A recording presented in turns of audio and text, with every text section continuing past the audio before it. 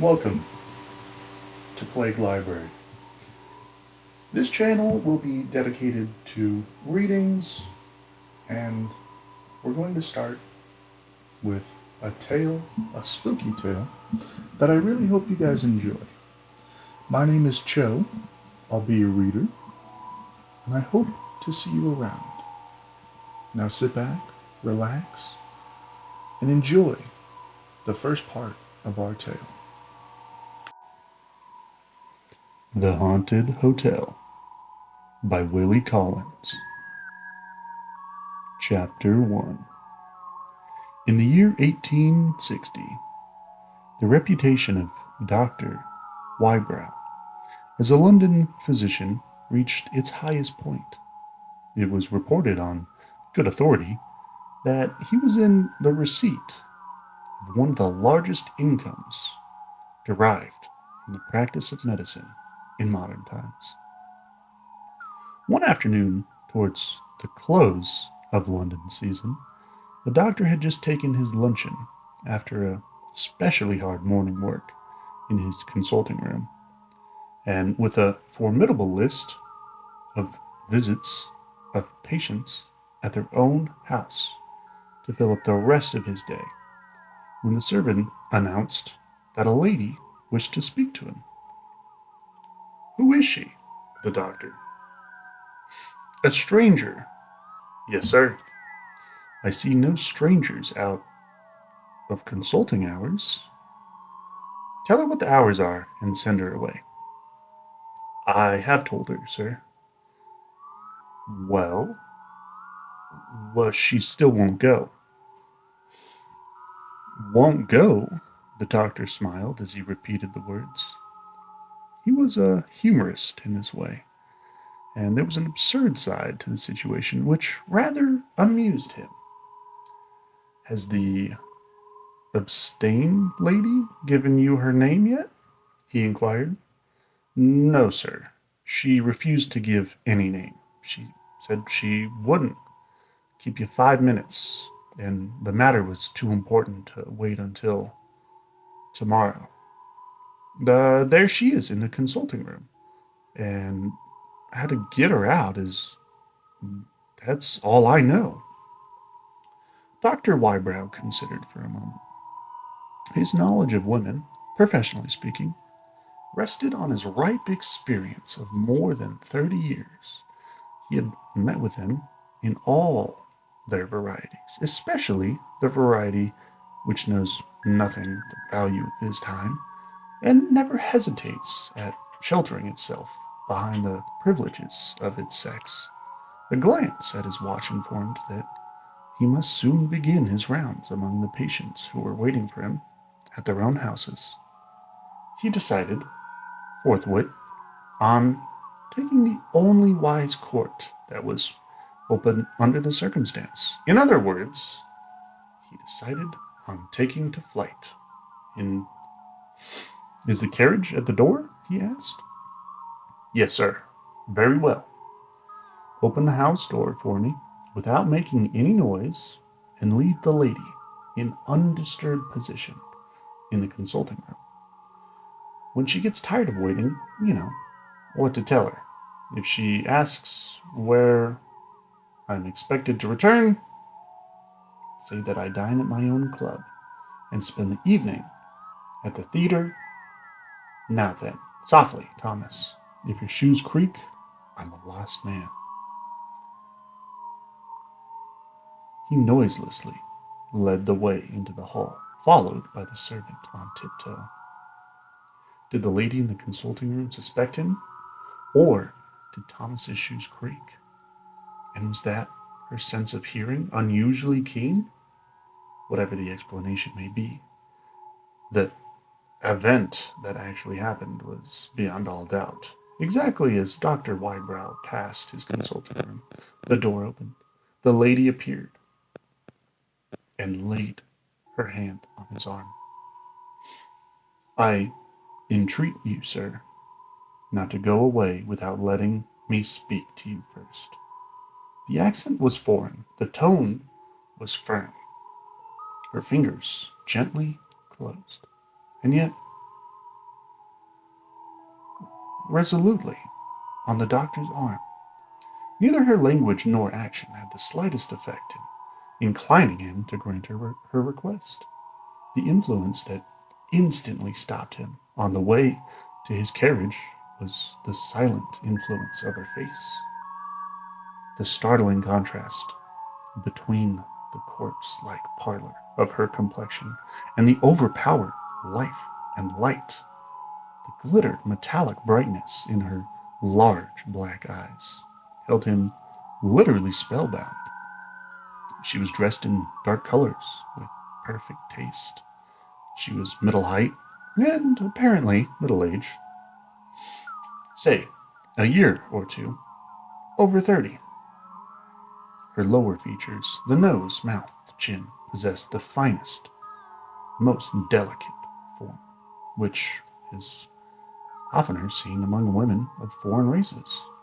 That among English birth, she was unquestionably a handsome person, with one serious drawback of her ghastly complexion, and with less notable defect, total tenderness in her expression of her eyes.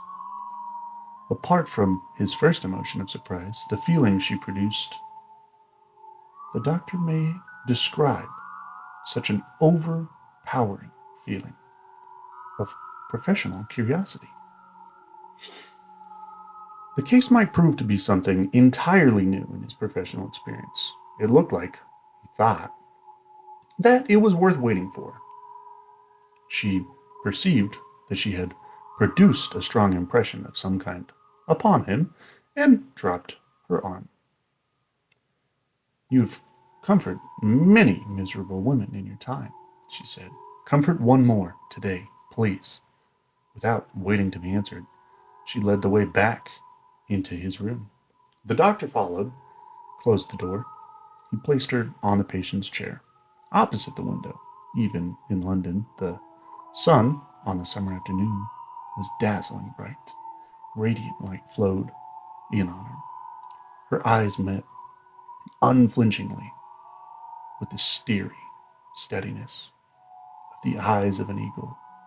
The smooth pallor of her unwrinkled skin looked more fearful white than ever. For the first time, many long years passed. The doctor felt his pulse quicken, his beats in the presence of the patient. Having possessed herself of his attention, she appeared, strangely enough, to have nothing to say to him. A curious apathy seemed to have taken possession of this resolute. Forced to speak first, the doctor merely inquired, "What can I do for you?" The sound of his voice seemed to arouse her. Still, looking straight at the light, she said abruptly, "I have a painful question to ask." What is it?" Her eyes traveled slowly from the window to the doctor's face. Without the slightest outward appearance of agitation, she put the painful question. "I want to know, if you please, whether I'm in danger of going mad." Some might have been amused, and some might have been alarmed. Dr. Wybrow was only conscious of a sense of disappointment. Was this the rare case that he had anticipated, judging rashly by appearances?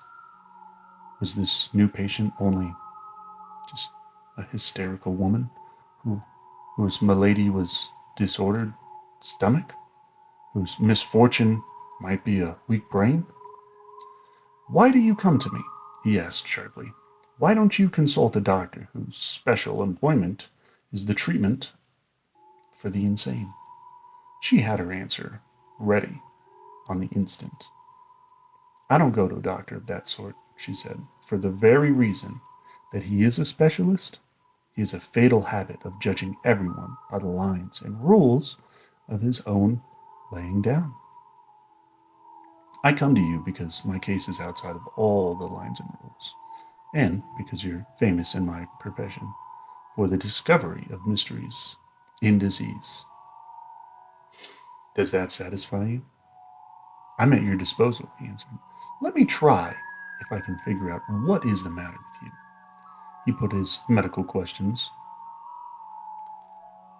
They were promptly and plainly answered, and they led to no other conclusion that the strange lady was mentally and physically in excellent health. Not satisfied with just questions, he carefully examined the great organs of life. Neither his hands nor stethoscope could discover anything that was amiss.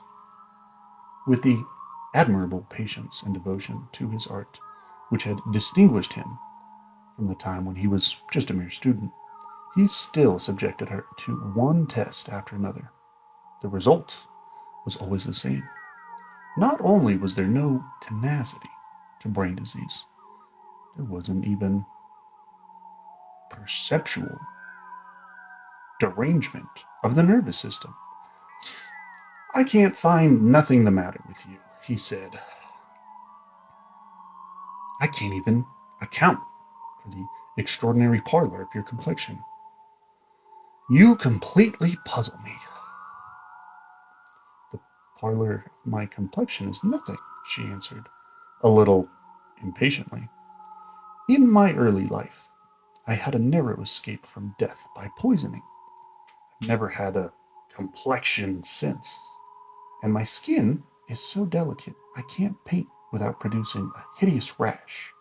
But this is of no importance. I want your opinion given positively. I believe in you, and you have disappointed me."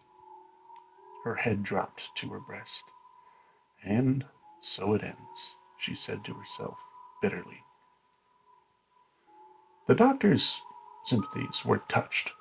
Perhaps it might be more correct to say that his professional pride was hurt a little bit.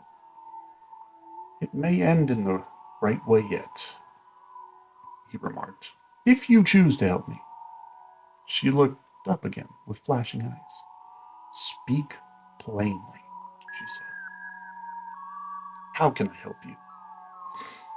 "Plainly, madam, you come to me as an enigma, and you leave me to make the right guess by the unaided efforts of my art. My art will do much, but not all. For example, something you must have occurred, something quite unconnected with the state of your bodily health, to frighten you about yourself, or you would have never come here to consult me. Is that true?" She clasped her hands on her lap. "That is true," she said. I begin I'm beginning to believe you again." "Very well, but you seem hesitant. You can't expect me to find out the moral cause which has alarmed you. I can positively discover that there's nothing wrong with you, unless you admit to me, and I can do no more." She rose and took a turn in the room. "Suppose I tell you," she said, "but